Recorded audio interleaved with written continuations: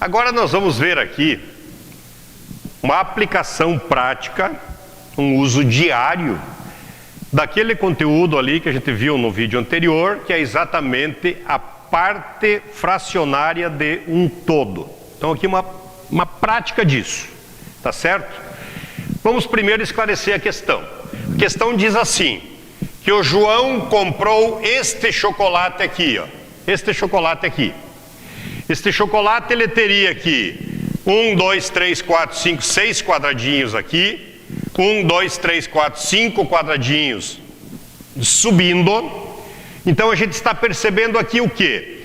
Que o João comprou uma barra de chocolate que teria aqui, no caso, se eu quisesse já montar aqui, 30 quadradinhos de chocolate, ele assim. Concorda comigo?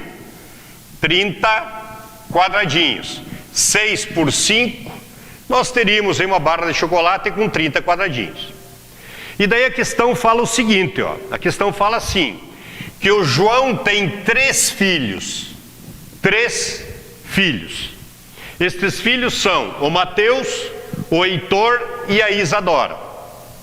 E daí a questão também comenta o seguinte, que ele dará um meio da barra, um meio desta barra para o Mateus. Ele dará 1/6 da barra para a Isadora. 1/6 daquela barra para a Isadora. E daí a primeira pergunta é a seguinte, em fração, olha bem, ó, em fração, qual seria a fração que o Heitor iria receber? Então, qual é a fração que representa a parte que o Heitor vai receber, tá? Então, a primeira pergunta seria isso. Então, nós vamos resolver aqui agora a primeira pergunta. A primeira pergunta é qual é a fração que corresponde à parte do Heitor, a parte do Heitor. Bom, a fração que o Heitor vai receber é aquilo que sobrou, sim ou não? É aquilo que sobrou. São 3 filhos, o João vai repartir aquele chocolate entre os 3, e então ele deu um meio para quem? Para o Mateus. Então esse 1/2 aqui é a parte do Mateus. E ele deu mais 1/6 para quem? Para a Isadora. Então qual é o primeiro trabalho nosso agora aqui, ó? É ser esperto. Primeiro trabalho nós vamos descobrir quanto de chocolate o João já deu para os 2 primeiros filhos. Se eu encontrar isso, eu já saberei, por raciocínio que nós vamos montar, qual é a fração que coube então ao terceiro filho, que é exatamente a sobra do chocolate. Tá bom? Então vamos lá. Para que a gente saiba quanto é que o João já deu até aqui, é só fazer uma soma de frações. Cuidado! Já vimos isso.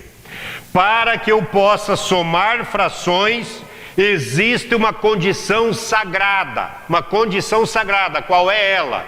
Os 2 denominadores deverão ser iguais. Os 2 denominadores deverão ser iguais. Aqui são iguais? Não. Como é que eu faço para igualar os 2 denominadores? Diga pro Tongo o jeito certo de se responder isso. Para que eu encontre os 2 denominadores iguais, eu vou pegar este 1/2 e montar para esta fração uma fração equivalente a esta. Como é que eu monto uma fração equivalente? De 2 para chegar em 6, eu multiplico por 3. E aquilo que eu faço embaixo, eu também faço em cima. Então isto aqui nos dará o quê? 3 vezes 1 dá 3, sobre 3 vezes 2, que dá 6. Encontrei a fração equivalente e agora eu tenho então os 2 denominadores iguais. Se eu tenho os 2 denominadores iguais, eu posso somar direto. Se eu pego 3 partes de 6 e pego mais uma parte de 6, mais uma, eu peguei então 4 partes de 6. Claro que essas 4 partes de 6, conforme nós vimos, nós podemos transformar este 4/6 numa fração irredutível. A gente já viu isso lá. Fração irredutível. O que significa isso? Significa encontrar qual é o número que eu posso dividir em cima e embaixo ao mesmo tempo. Em cima e embaixo ao mesmo tempo. Então nós teríamos o quê? Este 4 aqui e este 6, eu posso dividir em cima e embaixo por 2. Então eu teria 4 por 2 me daria 2 e 6 por 2 daria 3. Então aqui eu teria também a fração 2/3, que equivale à fração 4/6. Agora fala pro Tongo. Olha que o Tongo vai ter que fazer uma pergunta com muito carinho agora aqui. Olha aqui pro Tongo. Vamos pegar o raciocínio inteiro. O que significa esses 2/3 que nós encontramos aqui? Esses 2/3 que nós encontramos aqui significa a soma desta fração com esta. Ou seja, este 2/3 significa o quanto de chocolate o pai deu para os 2 primeiros filhos. Então, 2/3 significa o quê? Que o pai dividiu o chocolate inteiro em 3 partes e ele já deu 2 partes. Então dividiu em 3 e já deu 2. Isso significa o quê? Significa que a fração do Heitor é aquilo que sobrou daqui. É aquilo que sobrou daqui. De 3 já deu 2, então a do Heitor vale 1/3. Ali assim. A do Heitor vale 1/3. Então nós já respondemos a primeira pergunta, que era exatamente quanto vale a fração do Heitor. Agora a segunda pergunta está aqui, ó. Quantos quadradinhos dará para cada um? Quantos quadradinhos? Então nós temos assim, ó. Do Mateus é 1/3 de 30 quadradinhos. Do Heitor, acabamos de encontrar. Do Mateus é 1/2. Tongo, não copie a fração errada. Tá vendo? Às vezes, como professor mesmo, a gente se perde um pouco no raciocínio, de tanto que a gente fala, né? Então, olha aqui, ó. 1/2 de 30 é o Mateus. O Heitor, calculamos agora, é 1/3 de 30. 1/3 de 30. E temos que da Isadora, a Isadora está ali, ó, é 1/6 de 30. Agora, olhe como tudo é uma sequência.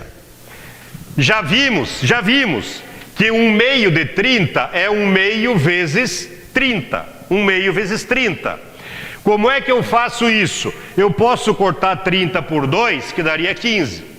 15 vezes 1 daria 15. Ou eu faço 1 vezes 30, que dá 30, dividido por 2, opa, dá o mesmo 15 ali.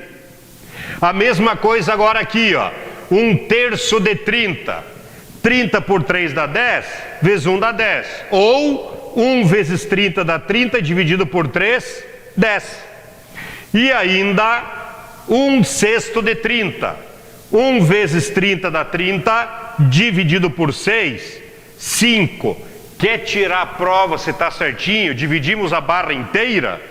15 mais 10, 25. 25 mais 5. Oi! Deu os 30 quadradinhos que fecha ali a barra inteirinha de chocolate. E chocolate é coisa boa, ainda mais se for o branco, né?